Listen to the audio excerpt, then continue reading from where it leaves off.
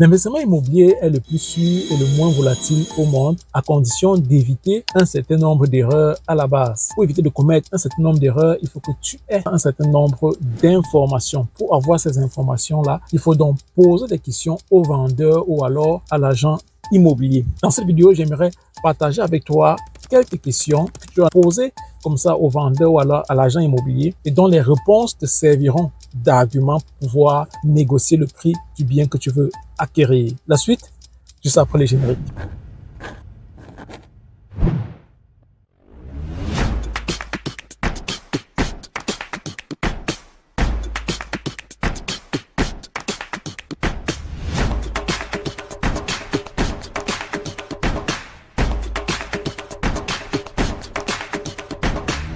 Je suis en train d'aller rencontrer le vendeur d'un bien immobilier et parce que je suis arrivé donc un peu plus tôt, je vais profiter pour faire cette vidéo et partager avec toi quelques questions que je vais naturellement poser également à ce vendeur-là. Il s'agit de questions qui te permettent de négocier aussi le prix du bien et au final même de prendre la décision de savoir s'il est intéressant ce projet-là, s'il faut se lancer ou pas. Alors, la première question que je vais poser, c'est de savoir depuis quand est-ce qu'il a ce bien immobilier. Parce que ce que je dois savoir, c'est que si le vendeur a le bien immobilier depuis longtemps, la probabilité qu'il ait même déjà remboursé complètement le crédit qui est, la probabilité qu'il ait remboursé la grande partie du crédit qui est également. Par contre, s'il a le bien depuis juste 5 ans ou alors 10 ans, il est fort possible qu'il n'ait pas encore remboursé tout le crédit, donc qu'il soit donc moins flexible au niveau du prix, au niveau de la revue du prix à la baisse, parce que naturellement, il veut gagner. Mais par contre, s'il a déjà complètement remboursé, par exemple, le crédit, là, les propriétaires sont généralement un peu plus flexibles, parce que pour lui,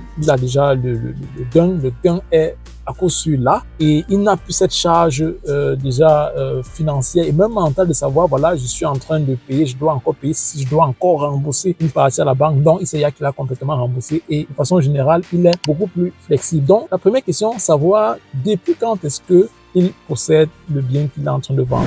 La deuxième question ou alors information que tu dois savoir, c'est le profil du vendeur. Donc, tu dois savoir qui est devant moi.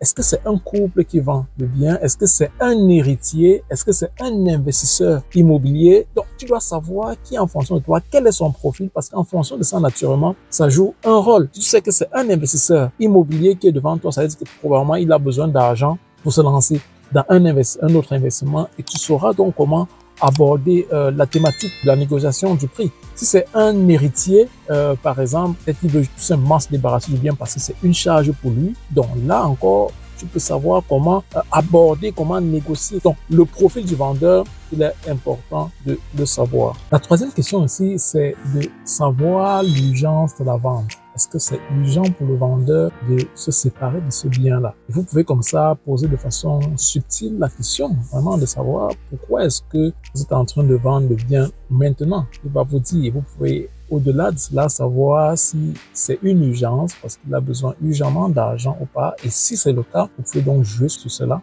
Ce sera donc votre avantage dans ce sens-là de lui dire, voilà, vous êtes finançable, vous avez besoin absolument du bien, vous pouvez immédiatement l'acheter. Donc, vous allez jouer sur ce point-là, sur l'urgence, comme ça, pour revoir également le prix à la baisse. Donc, savoir également quelle est l'urgence de la vente.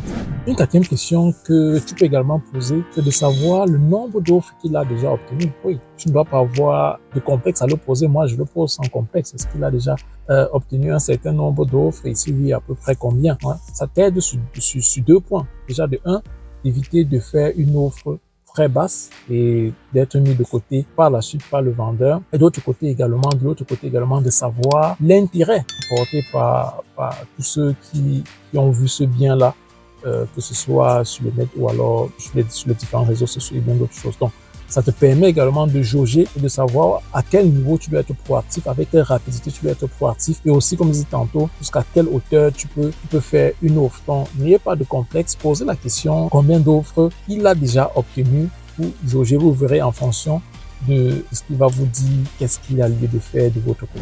Une autre question que tu peux également poser, et là je me rends compte que je n'ai plus qu'une minute pour aller rencontrer ce vendeur-là avec qui je vais m'échanger et dont je vais poser également en partie des questions dont j'ai cité ici là. Je vais projeter naturellement de renégocier également le prix du bien qu'il est en train de vendre. Et je disais tantôt que une question que je vais encore citer avant de partir, c'est la raison pour laquelle il est en train de vendre le bien. Ça a l'air d'une question simple, mais généralement c'est une question également qui met le vendeur ou alors l'agent immobilier dans une position inconfortable parce qu'il va devoir justifier pourquoi est-ce que ce bien dont il dit très intéressant, très rentable, dans un bon état et bien d'autres choses, pourquoi est-ce qu'il est en train de le vendre. Et toi, tu dois donc pouvoir utiliser cela en ta faveur pour pouvoir renégocier également le prix du bien. Donc, ce sont des informations qui pourront donc t'aider dans l'ensemble à prendre donc au final la décision s'il est nécessaire d'acquérir le bien ou pas et surtout si cela passe dans ton concept d'investissement. Donc, c'était tout pour cette vidéo. On va se retrouver dans une